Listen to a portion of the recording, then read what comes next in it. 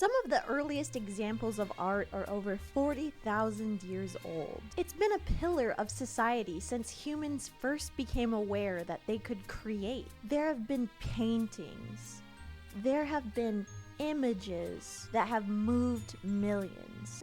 And films that moved us and made us cry. 如果有来生，我还是会选择和你一起报税，开始一点。 But there's never been another film that said, hey, imagine if you were a rat. Okay, now imagine you're British. That's exactly what the 2006 adventure comedy Flushed Away wants you to do. I thought this movie was a fever dream until just a few nights ago. I distinctly remember seeing the trailer for this as a child and being like, that is so ugly. But I might have easily ignored its toilet-y premise if they had just put some hair on this damn rat's chest. The rats in this movie have human flesh on their bodies, and the only hair that they have is on their head. It's fucked up. This and this are supposedly the same creature. I know it's hard to believe, I know it's a tough pill to swallow, but gulp it down. Relax. It's not like I just told you that people find this anthropomorphic rat hot or something insane like that. Ain't no way. No more of this every single time thing. How often are you watching Flushed Away? I know Roddy is packing that gigantic, extra thick, 3-foot-long, massive, juicy, throbbing, uncut horse cock. The rat is kind of hot. I'm sorry, daytime TV. I'm sorry for the realness. No, you're not. No, you're not. Listen, the fandom of this movie is strong. Their petition for a sequel has almost 200 signatures. You can't just ignore this. And the Flushed Away McDonald's toys are even stronger. Look at this. The cast of this movie is star-studded. Kate Winslet, Miss Clementine herself. Huge ass man is a rat. That's the Wolverine, pal. Have some respect. Even James Corden is a rat. Let's get loud. Oh, wow. Just kidding. You believed me though. I know you did. Experts say that 73% of household accidents happen in one particular room. Be seeing you, my friend. So Aardman Animations is responsible for this abomination. And these are the people that made Chicken Run. You know, Chicken Run. The film that invented Marxism and feminism. What's the plan? Attack! Nice plan. They also made classics such as Wallace and Gromit, which if you've never seen Wallace and Gromit The Wrong Trousers, holy fuck. Watch that after this video. Don't ruin my watch time. That movie has one of the evilest villains of all time, and his name is Feathers McGraw. Don't believe me? Here's a hype edit someone did of him slowed down to some alpha podcast music.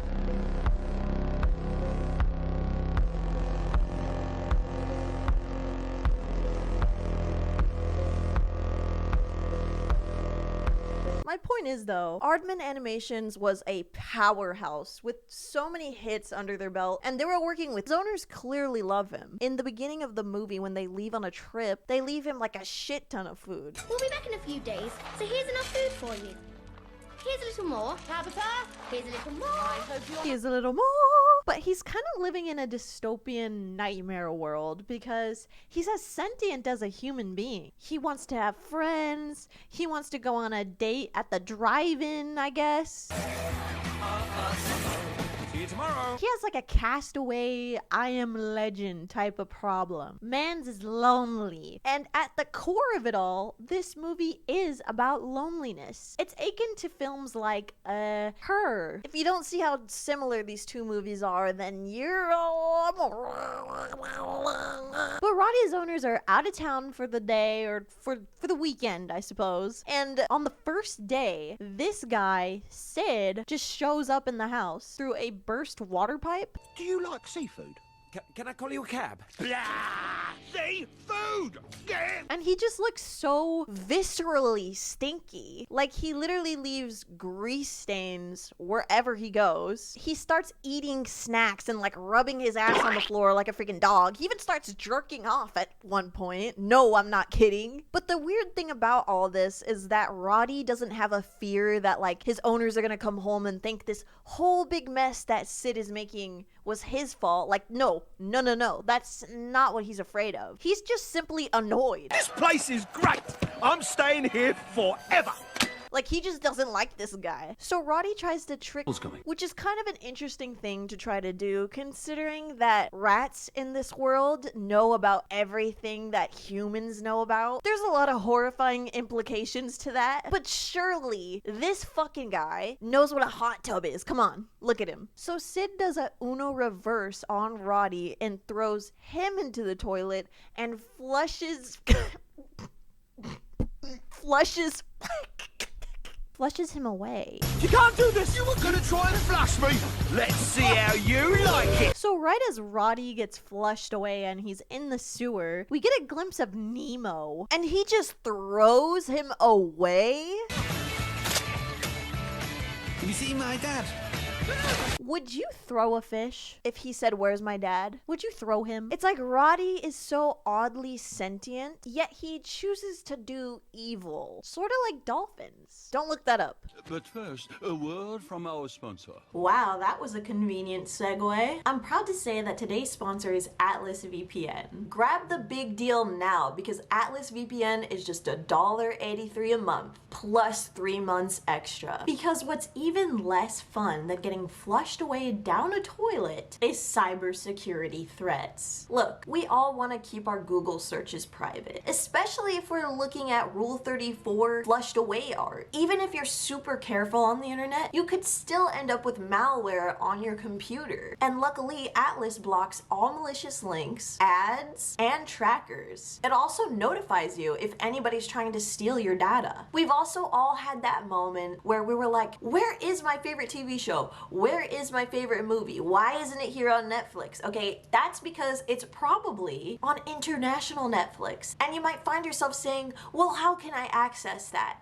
Atlas VPN can do that for you. Not to mention that this is literally the best VPN deal on the market. For just $1.83 a month plus 3 months extra, are you serious? And a 30-day money-back guarantee? Holy smokes. But what if I have more than one device I want to protect? Not a problem. Atlas protects all your devices with just one subscription. Protect your privacy, get all the benefits of Atlas VPN for that ridiculously low price. You can take the deal by clicking the link in the video description below. Once again, thank you so much Atlas VPN for sponsoring this video, and please check out that link in the description below. And now, back to Flushed Away. But this is when my favorite characters in the movie show up. The slugs.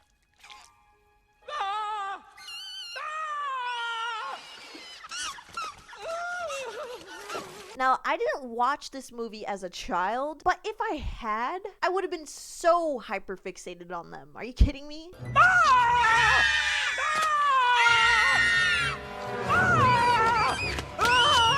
They're geniuses. They're true artists. Don't worry. Be happy. They are scared. As they should be. Eventually, Roddy falls out of a pipe and into... what is this city called again? Ratropolis? Ratropolis? Monstropolis? Zootopia? What's next? What? You're gonna tell me I live in hot YouTuber city? Roddy falls right on top of this guy doing chalk art, and he's devastated. Hey, that took me 3 years to draw. I'm terribly sorry. 3 years? I just finished it this morning. 3 years? I should have felt absolutely nothing when I watched this scene, but this joke is literally the 0 sugar, 0 calorie diet version of this joke from SpongeBob.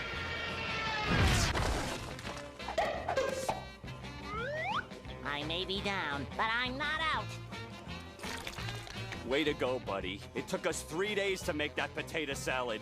3 days! I'm not saying anything, but this episode came out 4 years prior to Flushed Away. I do want to trust the creators of Chicken Run, so I'm gonna call it an homage. There's this doomsday rat that's holding up a sign that pretty much tells us everything we need to know about this movie. It's coming! What? Where? Who? The Great Flood!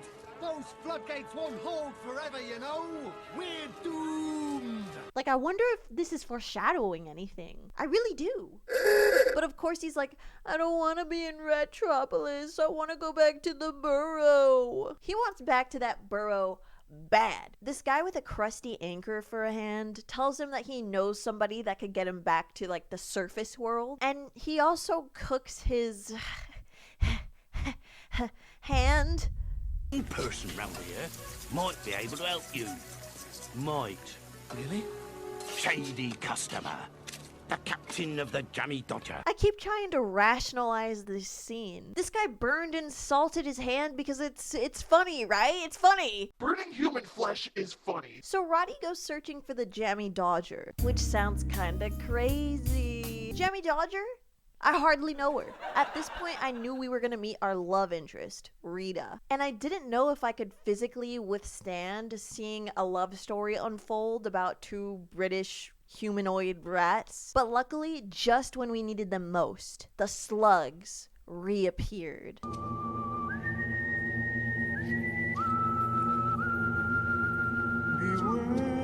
So Rita's whole deal is that she has this ruby that is supposedly from the Queen's crown. And this guy, named the Toad, and his goons, of course, are after her for it. Where's the ruby, Rita? The boss wants it back. The Toad fucks, by the way. I mean, he literally fucks, like he does have little babies. I think he's one of the best villains of all time. He's just like the Riddler. I mean, he's green, he's a terrorist.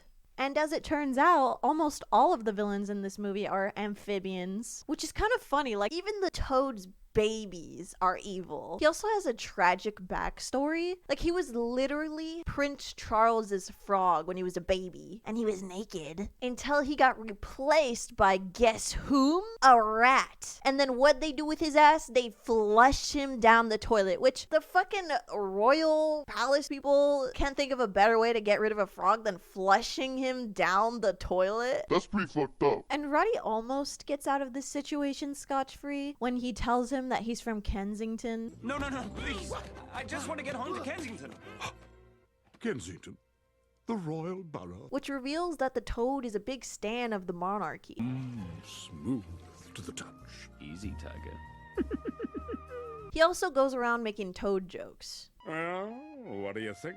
He's a madman! Run away! Run! Pardon me.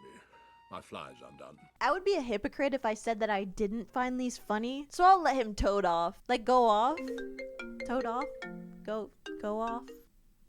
Hello? Mom? You're disappointed in me? I love the Toad, despite the fact that I kind of feel like he's a bootlicker. Like, I don't know, this would kind of be like if I had busts of, like, George Washington and American flags all over my house. It just seems kind of sussy, I'll say it. Roddy ends up knocking all of his monarch possessions over, and the Toad very swiftly turns on his ass.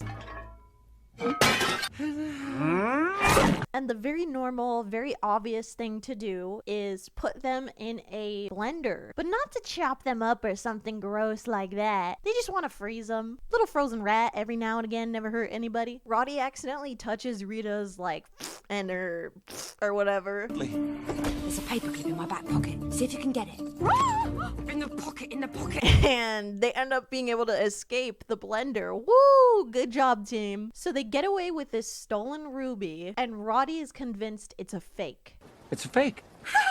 No, it's blooming not! It's real! No, look. It's just glass. It's real! This gem means a lot to Rita because it could bring her family out of crippling poverty, which Roddy just doesn't give a fuck about because did I mention he's from the borough? You can tell. Watch this.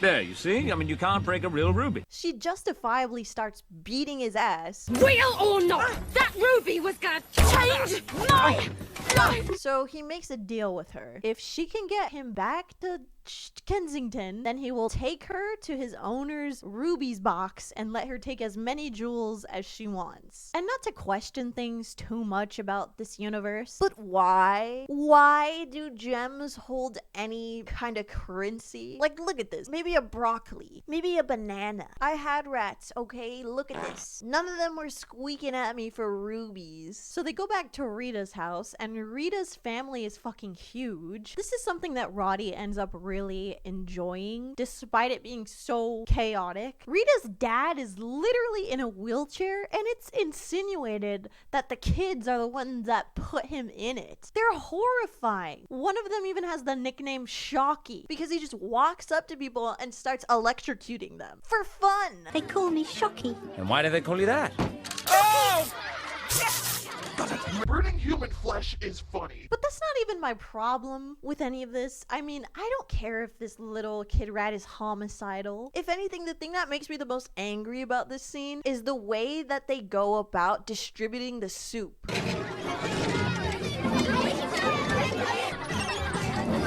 Bowls or just pass it around, just pass around the soup. Like, you don't need to shake your entire house's infrastructure so people can eat the soup. Rita's grandma is also obsessed with Roddy and thinks that he's Tom Jones for some reason. Oh, it's Tom Jones! Which, if you don't know who Tom Jones is, he's the guy that goes, "She's a lady." She's a lady. Talking about that old lady.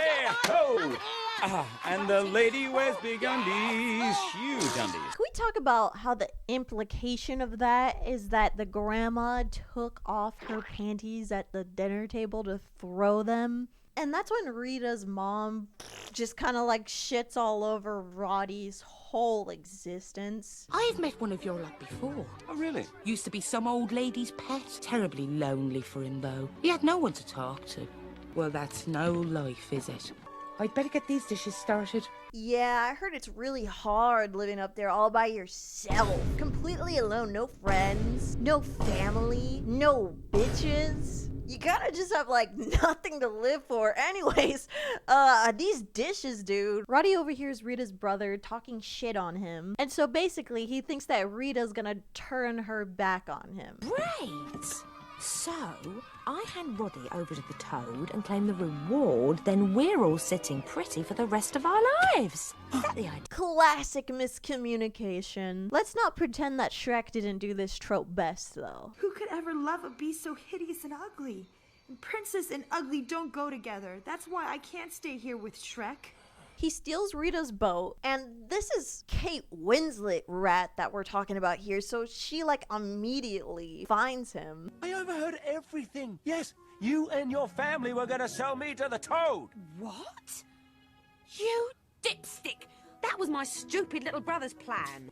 Must have missed that part. She throws him off the boat and leaves him stranded in some diarrhea water on top of a duck. You can't just leave me here on a dock up the creek without a...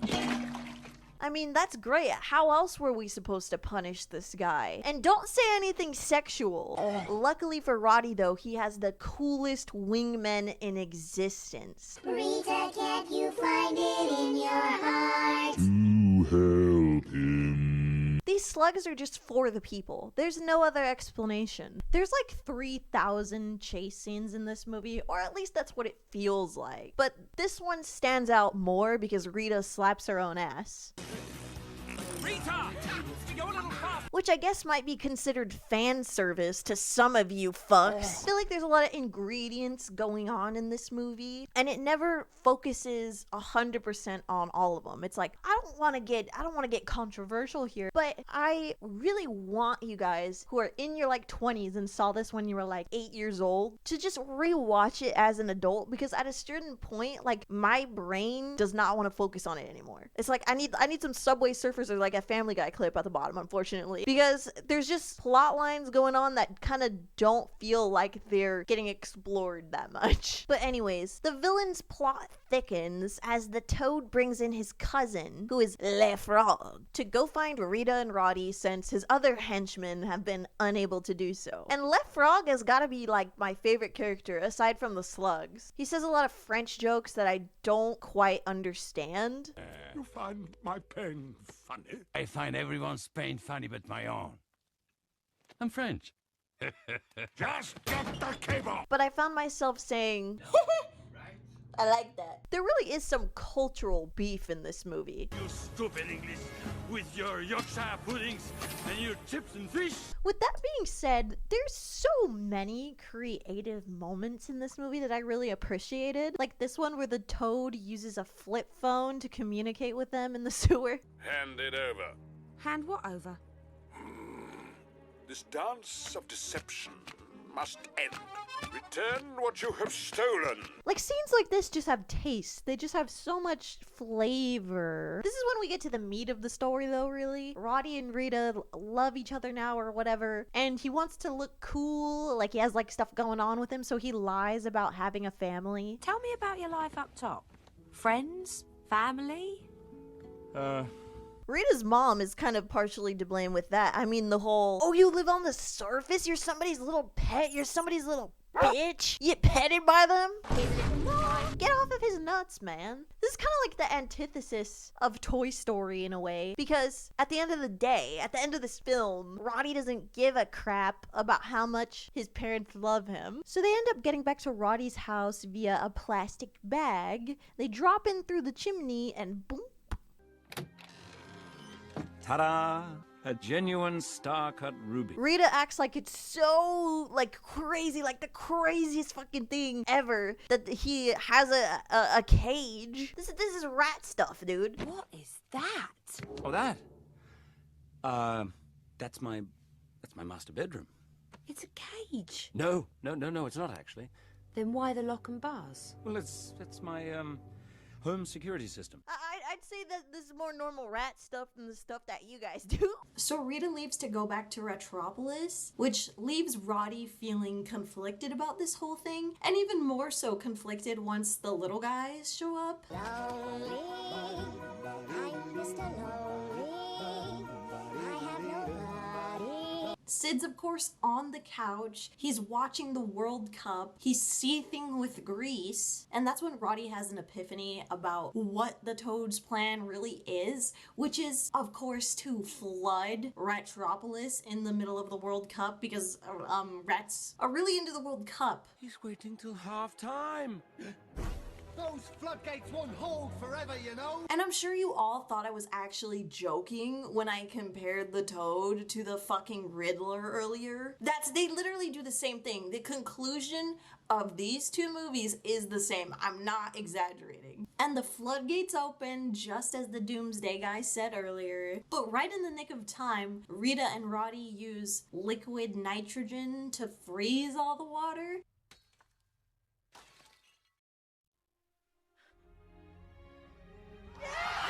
Which, could this be a stupid question? Sure, yes, but let's go ahead and ask. What happens when the water melts? Am I an idiot, or is this just gonna have the same conclusion, but slower? It's such a fucking stupid question. Wow.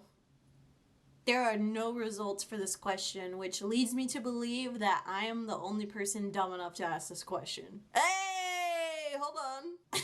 What is this? This is the power required to glaciate the wave. Okay, but what if Our you only did problem it, is, though? as you may have guessed, we need to do it a lot faster than a month. Tsunamis, as previously mentioned, though not exactly speedy, move a lot. Oh my god, okay, focus. So they don't say what happened to the Toad in the end of this movie at all. I wish they did. I feel like there's kind of a lot of loose ends in this movie for some reason. And like I mentioned earlier, I feel like those things add up, and it might be the reason why a lot of people don't think of this movie that much. Apparently Le Frog needs a ride back to France, and then it just ends with the slugs serenading Roddy and Rita as they coast off on their new boat to voyage off, be in love, I don't know. Meanwhile, Roddy's family is just like at home like crying, like what happened? This movie really left me pondering, just utterly kind of confused how a movie that so many people remember has such a little cultural impact. And I really think that most people remember this movie for the weird plot with the toilet and for the character designs. Especially Roddy's. Like, I don't know what's going on, but once every like 6 months I see people comparing a celebrity to them. Right now it's Maddie Healy, and I don't know if Maddie Healy is pulling on my nuts or not, but apparently Maddie Healy claims that the flushed away rat is actually legitimately based off of him. This is from a website called thetab.com, very reputable source, but this is the quote. As you know, my parents are actors. My mother is an actress. She's a legend. Give it up for Mum. Her godfather is a producer, and he produces movies. And I wasn't actually close with him until I was probably about 14 years old or something like that. But anyway, he was looking for an inspiration for a movie he was producing called Flushed Away. I'm gonna choose to believe that he was the inspiration for the rat because that's what makes me happy. Okay, but you decide for yourself. I couldn't help but resent this odd movie with a 73% tomato score. The numbers would suggest that this is a classic of sorts, and it isn't a bad movie. Hey, stop listening to my pondering. In fact, there's a lot of good moments in it, but it's still not great. It's kinda mid. But I couldn't shake this feeling that this weird little film had to have meant a lot to someone. Maybe this was somebody's favorite movie. Maybe this movie changed somebody's life, okay? Who was I to say? So I made a listing on Craigslist asking just that. What did the people have to say about Flushed Away?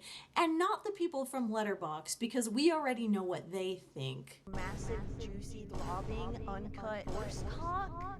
I mean a regular little guy. What did you think of Flushed Away? I'm looking for a little guy. Gender neutral term, by the way. I call everyone a little guy. It's true. To let me know how this film impacted their lives. This is for a YouTube. Wait, should I tell them that? This is. Oh no. I mean, it sounds weirder if I don't say it's for a YouTube video, because then is it for my own pleasure? It's for my own sick, weird pleasure? Like, sure, you're like one of the Flushed Away Rule 34 fans. yeah, I'm one of the fan art people. But please be honest. Don't lie. That would hurt my feelings. Oh, you could add an image? Wait, okay. So, you know, this sucks because I don't have like any pictures on this computer. Okay, here we go. That one works. That one works. That's perfect. All right, cool. It looks good, right? Yeah, that looks really good. We're in business, baby. Let's see what happens. Cheeseburgers. No way, we actually got a response. Hey, I have a lot of thought on Flushed Away 2006. In fact, my parents would not be alive today if not for the film. I can't talk about it right now, but I can meet in person outside the Cracker Barrel off of the South Highway today at 4:35 p.m. Do you know where that is? I don't drive. Sincerely, Judd! Who's Judd? That sounds like a serial killer name. I think we should be careful going to this Cracker Barrel. I know! Wait, should we actually go see him? I think I know where this is. All right, I think we'll go, but we'll just take extra precaution, and I'll tell my dad that we're going or something. Okay. And I'm kind of scared to be the one that gets out of the car. Will you get out of the car first? I'm sorry. I don't mean to sacrifice you like that. Yeah, that's fine. I'm scared though. Okay. All right. You know what? Let's just go. Let's just do it. It's almost 4:30. All right, cool. So, what's the game plan if Judd is a serial killer? The game plan is to just leave. Snap his neck. Yeah, I'll just make an excuse or something and leave. Hopefully he's not too crazy or anything. Because what kind of a person replies to an ad about Flushed Away 2006? Like, just genuinely. Someone who's really passionate about the movie, someone who it's been very dear to their childhood, I think, and, you know, someone who just loves, what's his name from the movie? Roddy? Yeah, someone who just really loves Roddy, and, you know, it sounds like he's changed their life, so. Yeah. You sound very, like, pro-Judd right now. I'm very surprised at that. I mean, Judd's been honest with us from the start, you know? Told us about how it changed his life and stuff, or their life, I should say. So, yeah, I guess we'll find out. Be careful.